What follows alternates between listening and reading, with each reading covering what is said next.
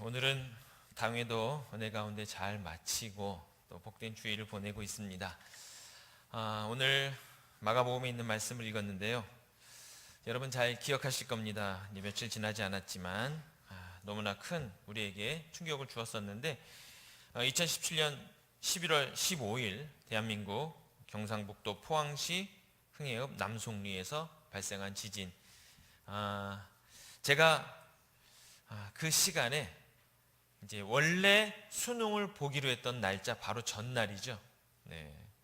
수능을 준비하기 위해서요, 감독관들이 이제 미리 모여서 회의를 합니다. 이제 준비 사항들, 뭐 지켜야 될 것들, 주의 사항들을 위해서.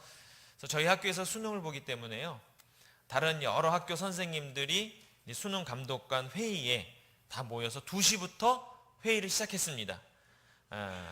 그래서 2시에 회의를 시작하고 한참 이제 회의가 진행되고 있는데 핸드폰에서 삑삑삑삑 소리가 나요. 이게요, 혹시 이 재난 문자를 지하철 같은 데서 들어보신 적 있으신가요? 깜짝 놀랍니다. 왜냐하면요, 모든 핸드폰이 다 울리잖아요. 집에서 나 혼자 있을 때 핸드폰이 울리면 울리나 보다 그러는데, 많은 사람이 이렇게 막 조밀하게 모여 있는 곳에서 재난 문자가 오면요, 정말 사방에서 막 삑삑삑 울리면요, 깜짝 놀랍니다.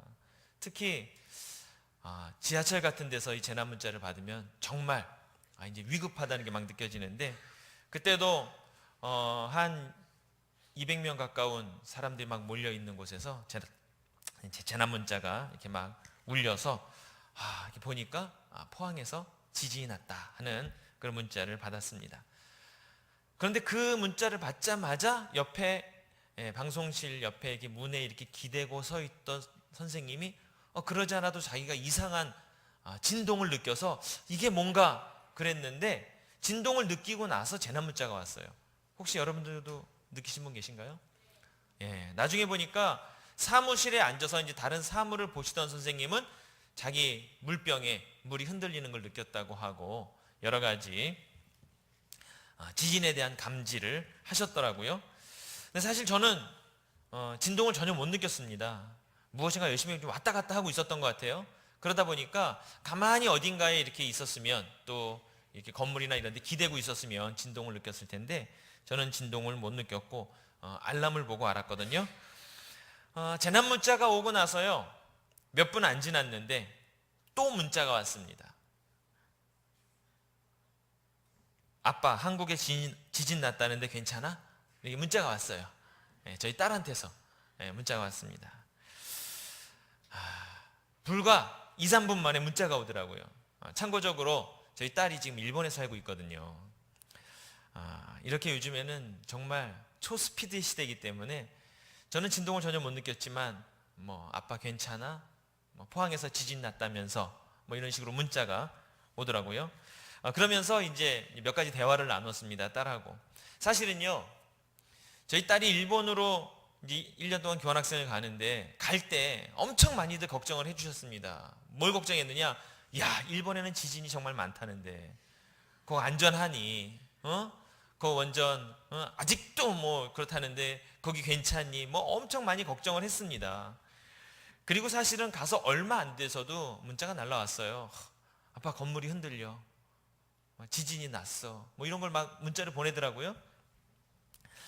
그래서 이제 사실은 일본에 보낸 부모 입장에서 걱정을 많이 했는데, 사실은 지금 생각해 보면요, 거꾸로 일본보다 한국이 더 걱정입니다. 왜냐하면요, 일본은 하도 지진이 많으니까요, 내진 설계를 다 잘했어요. 그래가지고 웬만한 건물들은 지진에 끄떡 없답니다. 그리고 그 사람들은 지진이 웬만큼 나도요, 별로 신경을 안 쓴대요. 근데 이제 저희는 사실 내진 설계가 잘 안 되어 있기 때문에 이제 조금만 진도가 높아지면 건물들도 위험하고 여러 가지 위급한 상황들이 발생하지 않습니까? 그래서 제가 한번 찾아봤더니요, 일본에는 4.0 이상의 지진이요, 연간 1년에 한 몇 번 정도 날 것 같아요. 4.0. 요번에 일어난 지진이 4.0, 5.4라고 하는데, 4.0이면은 누구나 느낄 수 있는 진동이거든요. 4.0 이상의 지진이요, 연간 1000건이 난답니다, 일본에는. 그리고 3.0 이상이면 느낄 수 있는데 3.0 이상의 지진이 연간 5천 건. 그러니까는 일본은 매일 지진이 난다고 봐야죠. 그렇게 어마어마한 지진이 일어나고 있는데, 근데 문제는 일본 사람들은 3.0, 4.0은 이제는 뭐 지진으로 치지도 않는답니다. 5.0 정도 넘어가면 지진이 났구나, 좀 진동이 있네, 이 정도로 느끼지, 그 이하에는 1년에 5천 건 나는 3.0 지진은 뭐 전혀 신경을 안 쓴다는 거죠. 지진이 많이 일어나서 많은 피해가 발생을 했지만 일본 같은 경우, 그러나 또 그만큼 지진에 대피하는 능력도 탁월하게 발전해서 웬만한 건축물들이 큰 피해를 입지 않고 잘 이겨낸다는 거죠. 그걸 보면서 이런 생각을 합니다. 때로는 아픔과 고난이 우리에게 힘든 그런 경험을 하게 하지만, 이런 아픔과 고난 통해서 우리가 더욱더 성숙하게 되는 그런 원동력을 얻을 수 있는 것이 아닌가 하는 그런 생각을 해봅니다. 시편 119편 71편에 고난당한 것이 내게 유익이라, 이로 말미암아 내가 주의 율례들을 배우게 되었나이다 하면서 하나님이 주시는 고난을 통해서 얼마나 많은 것들을 얻게 되는가 하는 그런 교훈의 말씀을 얻게 되는데, 사실 이 지진을 경험하면서요, 지진의 가장 무서운 점이 뭐냐, 이렇게 보니까 남들이 다 그런 이야기를 합니다. 지진이 무서운 것은 예고가 없기 때문이다. 대부분의 것들은 미리 알 수 있다고 합니다. 여러분, 홍수 나는 거 미리 알 수 있잖아요. 비가 오기 시작하면, 계속 오면 홍수가 나겠네, 이런 생각이 들잖아요. 그렇지 않나요? 네. 그리고 가뭄도 다 예고가 됩니다. 비가 계속 안 오면 하루 이틀 계속 안 오니까 우리가 점점점 이제 점점 말라가겠구나, 다 알 수 있는 일이고요. 더위든 추위든, 요즘에는 심지어 미사일도 다 예보가 되잖아요. 그렇죠? 미사일이 발사가 되면 우리 땅에 떨어지기 전에 이미 발견해서 요격해서 격추시키고 하는 그런 시대입니다. 미사일도 중간에 떨어뜨릴 수 있어요. 그러나 정말 예보가 안 되는 게 있는데, 그게 지진이라고 하더라고요. 지진은 미리 알 수 없기 때문에 앉아서 우리가 당할 수밖에 없어요. 그렇기 때문에 어떻게 하느냐, 지진이 미리 일어날 것이라는 예측 하에 미리 철저히 준비하고 대비하지 않으면 지진은 막을 길이 없다고들 이야기합니다. 그래서 모든 건축물의 내진 설계를 이렇게 법제화하고 언제 일어나도 문제없이 우리가 잘 견뎌낼 수 있도록 준비를 해야 되는데, 여러분 집에서도 물건들 높은 곳에 잘 두지 마십시오. 웬만하면요 낮은 곳에 두시고요. 한국도 이제 지진에 안전지대가 아니라고 하니까 선반 같은 거 이제 무거운 거는 올려놓지 마시고 항상 대피 훈련을 해야 되는데, 학생들도 지진 대피 훈련 합니다. 대피 훈련을 할 때마다 속 터집니다. 왜 그런지 아십니까? 지진 대피 훈련 어렸을 때들 해보셨죠? 책상 밑에 들어가서 있다가 또 건물 바깥으로 대피하는데, 요즘에는 민방 훈련도 잘 안 하고 하다 보니까요, 학생들이요 대피 훈련에 대한 개념이 별로 없어요. 그러니까 대피 훈련 한다고 하니까 어쩔 수 없이 하는 거고요. 의무적으로 나가라 하니까 나가는 거고요. 다 이렇게 콧노래 부르면서요 어슬렁 어슬렁 대피 훈련합니다. 아무리 재촉을 해도 또 요즘에는 뛰다가 넘어져서 다치면은 큰일 납니다. 민원 들어오기 때문에 아이들 다치면 안 되잖아요. 그러니까 다치지 않도록 천천히 하다 보니 이게 대피 훈련이 의미가 있을까 하는 생각이 들 정도로 요즘은 잘 훈련이 안 돼 있다 하는 그런 생각을 하게 되는데, 어쨌든 이번 지진을 보면서 제가 누구나 느끼셨겠지만 몇 가지 제가 느낀 점들을 여러분과 나누고자 합니다. 물론 정말 이 지진으로 인해서 어려움 속에 있는 우리 포항 주민들과 또 많은 분들 빨리 복구되기를 기도하는 마음을 가지고 함께 이 말씀을 나눴으면 좋겠습니다. 제가 오늘 말씀을 읽으면서요, 마가복음에도 우리에게 말씀해 주셨는데, 저는 크게는 두 가지 관점에서 한번 생각해 봤습니다. 첫째, 제가 지금 말씀드린 것처럼 그날과 그때는 아무도 모르나니 하는 말씀. 지진도 그때가 언제 일어날지 아무도 모르지만 오늘 본문의 말씀에 보면 주님 오시는 날도 아무도 알 수 없다고 하는 사실입니다.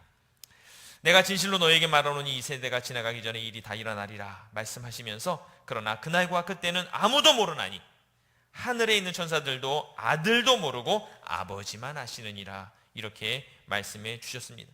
주님께서 다시 오신다고 분명 확증적인 약속을 주시기는 하셨으나 그 시기는 오픈하지 않으셨습니다.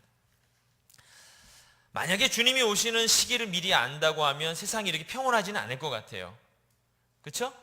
여러분, 주님 오신다는 시기가 앞으로 100년 뒤다.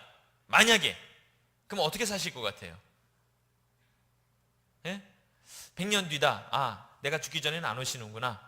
예. 그러니까 아마도 조금 지금보다는 마음 편하게, 마음 놓고 좀 흥청망청 살지 않을까? 공감의 표현이 없습니다. 저만 그런 것으로. 일단은 좀 여유가 있지 않습니까? 시기를 알면. 그러다 보면 사람들은 아마 제멋대로 누리고 싶은 건 누리고 하고 싶은 거 하고 흥청망청 하다가, 그래, 죽기 전에 내가 좀 회개하고 일단 티켓은 그때 끊도록 하지 하고 티켓 끊는 것을 조금 연기하지 않을까, 그런 생각을 해봅니다. 만약에 주님 오실 날이 이제 일주일밖에 안 남았다고 한다면 여러분 어떻게 하시겠습니까? 예? 잠도 안 자고 기다려요? 24시간 대기 중입니까? 얼마 안 남았다 그러면은요, 어차피 내 이 집에서 오래 살 것도 아니고 빨리 집 내놓고 팔아야 됩니다. 그렇죠? 빨리 세간살이 정리하고 그 다음에 목욕 재개하고 하얀 소복 입고 주님 오실 때 우리가 주님 만날 수 있도록요, 딱 목욕 재개하고.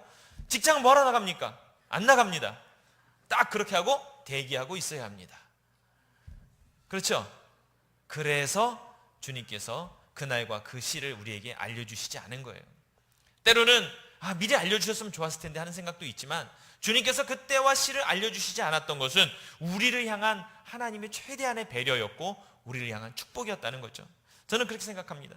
데살로니가 전서 5장 1절 이하에도 이렇게 말씀하십니다. 형제들아, 때와 시기에 관하여는 너희에게 쓸 것이 없음은 주의 날이 밤에 도적같이 이를 줄을 너희 자신이 자세히 알미라. 너희가 평안하다 안전하다 할 그때에 잉태된 여자에게 해산 고통이 이름과 같이 멸망이 호련히 저희에게 이르리니 결단코 피하지 못하리라. 평안하다 안전하다 방심하고 있을 그때 다시 오심을 약속해 주셨습니다. 도적같이 오신다고 했는데 요즘 같으면 이런 표현을 안 쓰셨을 거예요. 요즘은 도적을 다 막을 수 있습니다. 그렇죠?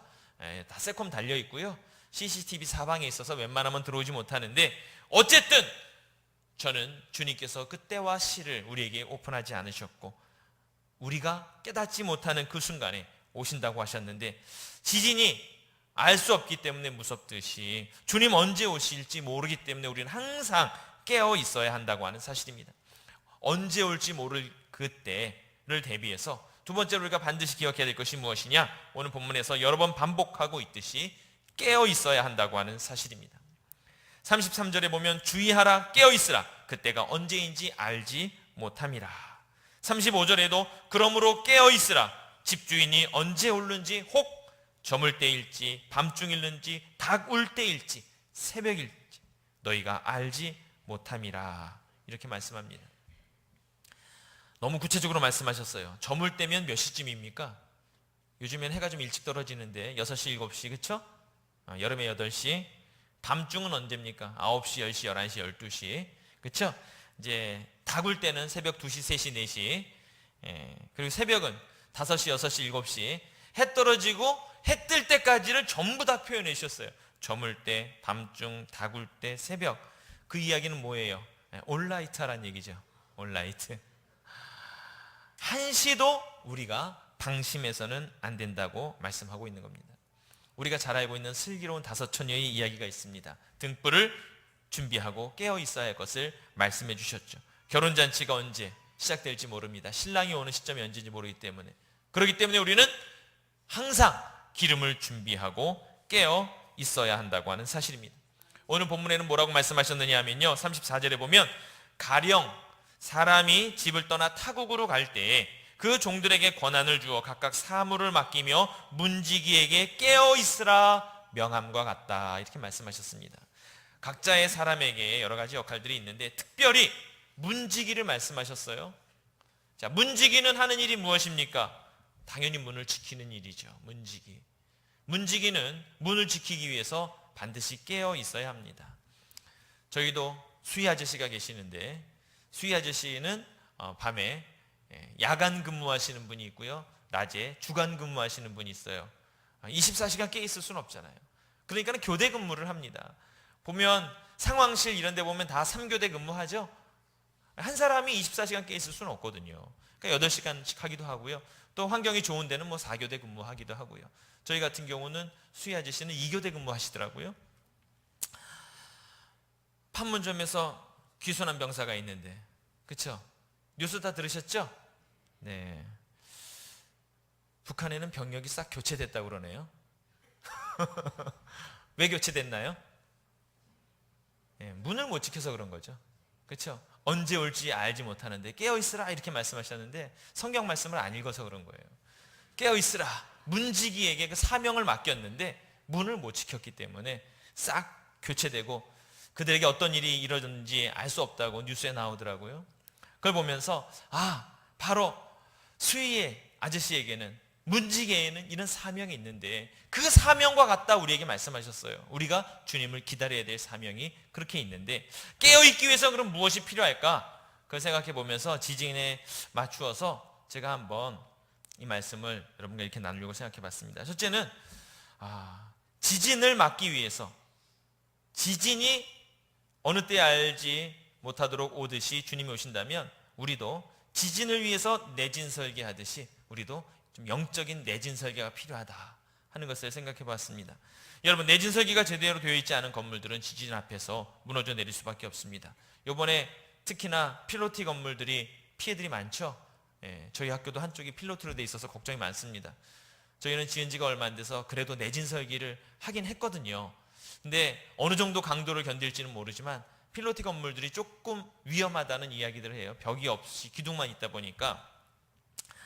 내진 설계가 되어 있으면 내진 설계한 만큼 안전한 겁니다. 5.0을 견딜 수 있다 그러면 거기까지는 견디지만 6.0이 오면 위험한 거예요. 6.0까지 설계를 했다 그러면 거기까지 안전한 거예요. 주님 오실 때 우리를 미혹해하고 우리를 흔드는 지진들이 많이 일어날 것입니다. 마가복음 13장 5절 6절에 보면 예수께서 이르시되 너희가 사람의 미혹을 받지 않도록 주의하라. 많은 사람이 내 이름으로 와서 이르되 내가 그라하여 많은 사람을 미혹하리라. 마지막 때에 우리를 흔드는 일들이, 많은 진동들이 있을 것을 예고해 주셨습니다. 적 그리스도가 나타날 때 우리는 어떻게 해야 되는가? 내진 설계를 가지고 분별할 능력을 가지고 있어야 한다는 거죠. 이런 종교적인 미혹도 있고 또 사회적인 혼란도 많이 있을 것을 예고해 주셨고 자연적인 재해들까지 우리를 흔드는 것들로 나타나리라고 분명히 말씀해 주셨습니다. 이런 것들을 잘 이겨내려면 우리는 믿음의 내진 설계가 필요합니다. 어떠한 것들이 우리를 흔들더라도 그 흔들림에 무너지지 않고 굳건히 지킬 수 있도록 나의 믿음의 내진 설계는 잘 되어 있는가, 여러분 다시 한번 스스로를 점검해 볼 수 있기를 바랍니다. 어저께 아침에 교회에서 교직원 회의를 이렇게 했습니다. 회의를 하는데 담임 목사님이 디모데전서 4장 6절에서 16절 말씀을 읽으시면서 우리의 사명을 다시 한번 이렇게 상기시켜 주시는데, 그러면서 이런 말씀하시더라고요. 우리 꼭 필요한 사람, 성장에 동력이 되는 사람이 되자 막 말씀하셨어요. 그러면서 참 여러 종류의 사람이 있는데 꼭 필요한 사람도 있고, 여기서부터 쫙 보면서 꼭 필요한 사람도 있고, 있으나만 한 사람도 있고, 있어서는 안 될 사람도 있는데 그 말을 하실 때 나를 쳐다보셨어요.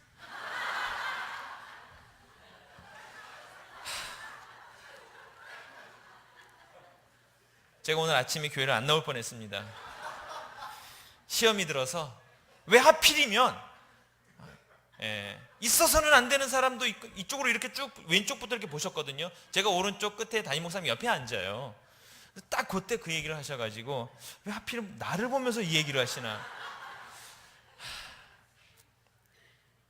여러분, 영적인 내진 설계가 안 돼 있으면요, 요때 시험을 당합니다.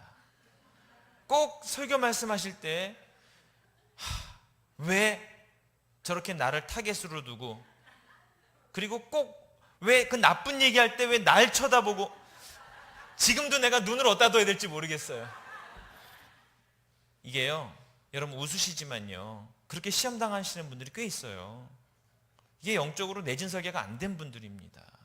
그 말씀을 들으면서 주여, 제가 주님을 위해서 성장의 동력이 되고 꼭 필요한 존재, 내가 개포교회와 이 땅에 기독교를 세우는 귀한 일꾼이 되겠습니다. 할렐루야, 아멘! 이래야 되는데 왜 날 쳐다보고 저때 왜 하필이면. 여러분, 오늘도 당회를 하면서 많은 분들이 올해 또 수고하셔서 박수도 받으셨고, 또 내년에 또 수고하실 분들 우리가 격려도 해드리고 또 이렇게 해드리지 않았습니까? 연말이 되면 교회도 인력난입니다. 작은 진동에도 무너지는 내진 설계가 좀 덜 된 분들을 보면서 안타까울 때가 있습니다. 제일 많이 듣는 이야기가 뭡니까? 올해 너무 힘들었어요.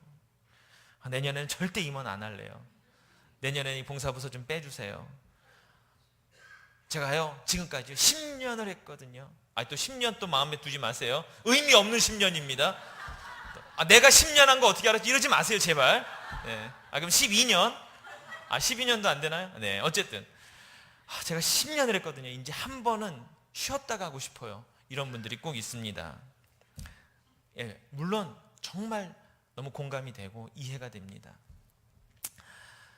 그때마다 이런 생각을 하죠. 주님 내년에 오실 것 같은데. 그런 이야기를 제가 가끔 하긴 합니다. 주님 언제 오실지 우리가 알지 모르는 이때 우리가 주님 주신 사명, 나에게 주신 달란트가 있다면 주님 오시는 그 순간까지 우리가 기쁨으로 잘 감당해야 되지 않을까, 그런 생각을 해봅니다. 나에게 건강이 좀 어렵지만 내가 체력 관리를 스스로 더 열심히 해서 주를 위해 충성하기 위해서 영양제 먹고, 주를 위해서 충성하기 위해서 여러분 운동하시고 건강관리 해주실 수 있기를 간절히 부탁을 드립니다. 여러분 주님에서 충성할 수 있도록 사회적으로 여러분 불필요한 것들은 조금 정리하셔도 좋아요. 주님 언제 오실지 모릅니다. 2018년도에 오실 확률이 상당히 높아요. 왜? 2017년보다 높습니다. 그렇지 않나요? 이 며칠 안 남았어요. 2018년에 여러분 사명 감당하시고자 하시는 여러 가지 부서의 요청들이 있을 때 기쁨으로 아멘, 저를 써주셔서 감사합니다. 저를 불러주시니 주님 감사합니다. 주님 오실 그때 제가 충성 봉사하며 열심히 헌신하고 있어 그때 제발 좀 와주십시오 라고 여러분들 고백하면 어떨까 싶습니다. 이것이 영적인 내진 설계가 아닐까, 그런 생각을 해봐요. 여러분 초대교회 성도들은 어땠습니까? 핍박과 고난 속에서 믿음을 지켰습니다. 목숨을 건 사투를 벌였어요. 그들이 옆에 성도가 나의 마음을 조금 불편하게 한다고 해서 시험에 들고 나 교회 안 나가 이런 말 했겠습니까? 그들은 목숨을 건 사투 가운데 작고 사소한 진동은 느끼지도 못했습니다. 진도 7.0, 8.0이 와도 끄떡없이 견뎌내고 순교의 길을 걸었어요. 고난과 아픔 속에서 오히려 더 강한 내진의 믿음을 가지고 그들은 신앙을 지켜왔습니다. 그런데 우리는 평온하다, 안전하다 하고는 그런 때에 우리가 살고 있어요. 여러분 신앙생활 하시는데 단 한 가지의 제약이라도 있습니까? 국가에서 법적으로 막는 거 있어요? 없습니다. 우리는 그럼에도 불구하고 진도 2.0에도 흔들리는 믿음을 갖고 있는 것이 아닌가. 세상 사람들은 느끼지도 못하는 진도 3.0을 가지고 혹 우리가 믿음의 연약함으로 흔들리고 무너지고 나의 신앙이 혹시 뒷걸음질 치고 있지는 않는가, 한 번쯤 돌아볼 수 있는 여러분이 되기를 간절히 부탁을 드립니다. 우리 개포교회 성도 여러분들, 웬만한 5.0, 6.0, 7.0에도 흔들림 없는 튼튼한 내진 설계를 갖고 있는 믿음의 사람들로 살아갈 수 있기를 간절히 부탁을 드립니다. 내진 설계만 잘 돼 있으면 되는 게 아니라요, 내진 설계로도 견딜 수 없는 일이 발생할 수도 있습니다. 그래서 꼭 필요한 게 있습니다. 그게 뭔지 아십니까? 요즘에 불티나게 팔리고 있는 물건이 있습니다. 예? 들어보셨나요? 생존 배낭. 들어보셨어요? 네, 요즘에 유행이라고 합니다. 제가 그래서 쇼핑몰에서 검색을 좀 해봤습니다. 요즘 생존 배낭. 그래서 A급 생존 배낭, 최저가 41만 9천 원짜리입니다. 41만 9천 원짜리, 잘 들으세요. 80리터에 요즘에는 가방도 리터로 계산하거든요. 80리터면은 이만한 가방입니다. 이만한 등산 배낭 같은 거에 물건이 들어 있습니다. 1번 ABE 재난 헬멧. 왜 공사장에 가면 있는 거 안전모 있죠? 안전모. 재난 방호 후드 수건, 응급 아이스팩, 상갑건, 압박붕대, 트라우마 패드, 응급 보온포, 비상용 강력 접착 테이프, 재난 절단 방지 장갑, 이름도 어려워요. 비상용 칼 쇠톱 세트, 강력 결속선, 비상용 방수 호루라기, 재난 구조 요청 깃발, 비상용 조명봉, 그 다음에 파운드 케이크, 3년 동안 맛있게 먹을 수 있도록 유통기한을 길게 만든 파운드 케이크랍니다. 그 다음에 불로 비축 식량, 된장국이 있는 든든한 한 끼 식사, 상온 보관 유통기한 3년, 무슨 동결 건조법으로 만들었대요. 화생방 보호의, 크리넥스 황사 마스크, 여행용 티슈, 그 다음에 바디 물티슈, 자가 발전 라디오 랜턴, 라이프 스트로우, 휴대용 정수기, 생존 팔찌, 라이터, 우비, 핫팩, 그 다음 비상식량, 유통기한이 5년짜리인 압축 식량이랍니다. 이런 것들이 31분의 식량과 함께 들어있답니다. 41만 9천 원. 제가 이걸 어저께 설교 준비하면서 검색을 하고 있는데 옆에 계신 이름을 밝힐 수 없는 어떤 분이 자기도 심각하게 구입을 고려한 적이 있다, 이런 얘기를 했어요. 우리 목회실에서. 왜 웃으세요? 이거 다 준비하셔야 되는 겁니다. 어떤 일이 벌어질지 모르지만 여러분, 비상용품은 사실 구입하는 것이 현명한 거예요. 현명한 건데 이걸 얘기하려는 건 아닙니다. 제가 홈쇼핑, 쇼핑 호스트도 아니고요. 이걸 사시라는 얘기가 아니라 이걸 보면서 사람이 재난 속에서 건물에 갇혀갖고 생존하기 위해서 이런 생존 배낭이 필요한데, 우리가 이 마지막 시대를 살아가면서 영적인 생존 배낭, 생존 키트는 뭐가 있을까 고민을 해봤습니다. 몇 가지 떠오르진 않더라고요. 그래서 주님 앞에 우리가 참 마지막 때에 어떤 생존 배낭을 미리 준비해야 되느냐. 1번, 세례증서. 꼭 필요합니다. 혹시 아직 세례 안 받으신 분이 계시다면 반드시 신청하셔서 꼭 세례를 받으시기 바라고요. 2번, 내 평생 동안 했던 전도자 명단, 서명을 좀 받으셔갖고 확증을 받으시고, 왜냐하면 전도보다 더 중요한 게 없습니다. 한 영혼도 구원하지 못했다고 하면 주님 앞에 우리가 설 때 그 흔들림을 어떻게 감당할까요? 그 다음에 봉사시간 확인서, 교회에서 몇 시간이었는지 꼭 확인서 띄워놓으시기 바라고요. 11조 납입증명서, 성경학교 졸업증명서, 예배 출석 확인서, 새벽기도 내역서, 구제 내역서, 이런 거. 그 다음에 기독교 방송 단파 라디오. 다른 방송 다 나오면 좀 나쁘고요. 기독교 방송만 나오는 단파 라디오 있습니다. 그 다음에 보통 성냥 라이터 이런 거 구호 키트에 있는데, 내가 추워서 이제 죽어가고 있을 때 불을 지필 수 있는 게 꼭 필요하거든요. 나에게 가장 영적인 불을 지펴주는 게 무엇인가? 십자가 목걸이일 수도 있고요. 내가 가지고 있는 여러 성물들이 있을 수 있는데 이런 거 꼭 챙겨주시고요. 식량, 여기 보면 비상용 식량, 동결 건조법으로 만든 많은 것들이 있잖아요. 나의 영적인 식량은 무엇인가? 성경 찬송, 그렇죠? 물도 꼭 필요한데 나의 기도 노트, 이런 것들 여러분 미리미리 배낭을 하나 사셔서요, 이걸 다 챙겨 놓으셔야 됩니다. 물론 주님은 이걸 안 보셔도 여러분 다 아시지만, 내가 마지막 때를 대비하면서 내가 주님 앞에 서기 전에 내가 주님 앞에 가지고 갈 수 있는 것이 무엇이 있는가, 그냥 목록을 적어봤을 뿐이에요. 여러분들은 스스로가 내가 주님 앞에 어떤 생존 키트를 가지고 나아가야 할 것인가. 그닥 필요할 것 같지는 않지만 그래도 참고용, 집사, 권사, 장로, 직분 확인서. 주님 앞에 설 때 언제 오시겠느냐? 그가 호련히 와서, 이렇게 성경 말씀하고 있는데, 우리에게 말씀하시기를 너희가 자는 것을 보지 않도록 하라, 이렇게 말씀하셨습니다. 혹 내가 오늘 영적으로 잠든 자가 된 것은 아닌가? 여러분, 사람이요, 심장이 하루 몇 번 뛰는지 아십니까? 하루에 적어도 10만 번 이상 심장이 뛰고요. 호흡은 몇 번 하는지 아십니까? 호흡은 보통 1분에 15에서 20회 하니까요. 심장이 뛰는 것보다는 약 3분의 1 정도가 되겠죠. 호흡이. 그러니까 3만 번, 4만 번 하는 겁니다. 그 호흡하는 양이, 공기가 한 번 들여 마셨다 내뱉을 때요, 대략 400에서 500ml 정도 된다고 해요. 500ml 물병 아시죠? 제가 인터넷 검색하니까 500ml 맥주 캔으로 나와 있어서 맥주캔보다는 물병이 나을 것 같아요. 500ml 물병으로 하루에 24,000병을 들어 마시는 거예요. 공기를. 그래야 우리가 살아있을 수 있는 거예요. 근데 그 호흡을요 1분만 멈춰도 죽을 확률이 높습니다. 그렇죠? 심장이 1분만 안 뛰면 죽을 확률이 높은 거예요. 그렇게 쉬지 않고 우리는 나도 인식하지 않은 상태에서 심장도 뛰고 호흡도 하고 그래서 우리는 살아가고 있는 거예요. 우리의 몸이 살아가는 이유는.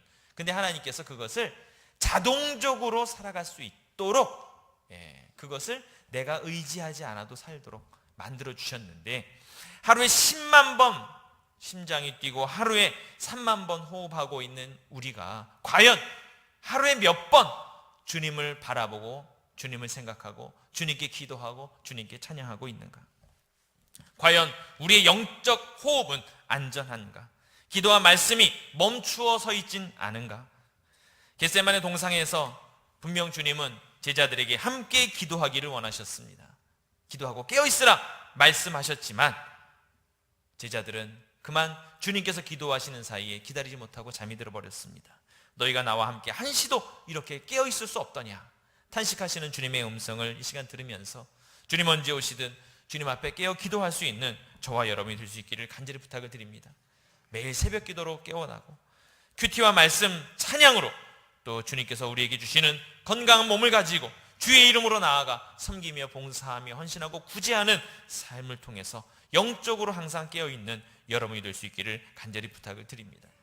요즘 젊은이들이요 항상 찾아 헤매는 것이 있습니다. 옛날에는 양에게 풀을 먹이기 위해서 유목민의 삶이 풀을 찾아 헤맸잖아요. 요즘 젊은이들은 뭘 찾아 헤맵니까? 충전 포트를 찾아 헤맵니다. 잘 모르시죠? 아이들은요 핸드폰 배터리가 우리보다 10배는 빨리 답니다. 항상 무엇인가를 하고 있기 때문에. 그래서 여러분들 꼬마들 보면요 주머니 속에 요즘 아이들은요 충전기를 갖고 다녀요. 핸드폰 충전기를. 그래서 시도 때도 없이 전기 콘센트가 어디 있는가, 여러분들 전기 콘센트가 어디 있는지 궁금할 때는 어린애들한테 물어보시면 다 합니다. 그 아이들은 교회의 전기 콘센트 위치를 싹 알고 있어요. 언제든지 꽂아야 되기 때문에. 왜? 항상 핸드폰이 자꾸 방전이 되거든요. 자꾸 쓰니까. 방전되면 충전해야 됩니다. 그 아이들은 충전의 요령을 알아요. 여러분, 핸드폰이 방전되면 아무 쓸모 없잖아요. 혹 여러분들 영적으로 여러분들의 충전 상태를 한번 점검해 보시고 지금 몇 프로 완충되어 있는지 한번 생각해 보세요. 나는 영적으로 항상 100% 완충 상태에 있다. 손 들어보세요. 나는 영적으로 항상 100% 완충이다. 할렐루야. 주님 지금 오셔도 됩니다. 없습니까? 우리 교회 수준이 이거밖에 안 돼요? 갈등되죠. 손을 들자니 너무 건방져 보이고. 그러면 항상 50% 이상이다. 50% 이상. 굉장히 지금 내가 낮춘 겁니다. 원래 90%부터 해야 되는데 50. 주여. 이래서 부흥회가 필요한 거예요. 부흥회는 급속 충전기입니다. 급속 충전기. 보통은 완속 충전기거든요. 근데 때때로는 비상시에 급히 충전해야 될 때가 있어요. 급속 충전기는 좀 부흥회라고 생각하기 때문에 여기 계신 분들은 지금 한 분도 예외 없이 이번 부흥회에 급속 충전하시기를 바라요. 내가 영적으로 방전되면요 진동에 넘어질 수밖에 없습니다. 영적으로 내진 설계를 하려면 항상 성령의 충만함을 가지고 있어야 하는데 나의 영적인 배터리 잔량이 얼마나 되는가. 지금 20% 30% 고갈되어 있다면 빨리 충전하시기 바랍니다. 기도와 말씀으로 빨리 회복하시고요. 주님 앞에 매일매일 새벽을 깨어 기도하는 기도의 삶으로 여러분의 영적인 상태를 항상 돌아보며 충전할 수 있기를 간절히 부탁을 드립니다. 깨어있으라. 내가 너희에게 하는 말은 내가 하는 이 말은 모든 사람에게 하는 것이니라. 오늘 본문의 말씀에 분명히 이렇게 못을 박으셨어요. 어느 누구도 예외가 없습니다. 주님의 이 말씀은 모든 사람에게 적용되는 말씀이라고 하는 사실이에요. 저는 요즘에 그런 생각을 해요. 오죽하시면 땅을 흔들어서 우리를 깨우시는가. 한국교회가 잠들어 있거든요. 너무나 안타깝습니다. 우리 성도들이 편안하다 안전하다는 그때에 살면서 혹 우리가 잠들어 있고 우리가 방전되어 있고 우리가 지쳐 있는 것은 아닌가. 하나님께서 오죽하시면 땅을 흔들어서라도 우리를 깨우시려고 하시는가 하는 그런 생각을 해보면서 주님 나를 깨우셨으니 이제 일어납니다. 주님, 나를 채워주옵소서. 내가 어떠한 흔들림에도 흔들리지 않는 정말 굳건한 믿음의 사람이 되게 하셔서 내 안에 내진 설계를 해주시고, 그리고 내가 주님 앞에 언제 불려가든 주님 앞에 내가 꼭 필요한, 주님 앞에 설 수 있는 그러한 비상 키트를 내가 소유할 수 있도록 나를 지켜주옵소서. 함께 기도하면서 오늘 이 말씀을 다시 한번 여러분 묵상할 수 있기를 바랍니다. 그가 호련히 와서 너희가 자는 것을 보지 않도록 하라. 깨어있으라. 내가 너희에게 하는 이 말은 모든 사람에게 하는 것이니라. 이 말씀을 듣는 모든 이들에게 오늘 다시 한번 주님 주시는 깨우침을 따라 여러분이 앞으로 살아가는 모든 순간 동안 주님 오시는 그날까지 항상 깨어있는 여러분이 되시기를 간절히 부탁을 드립니다. 함께 기도하겠습니다. 아버지 하나님,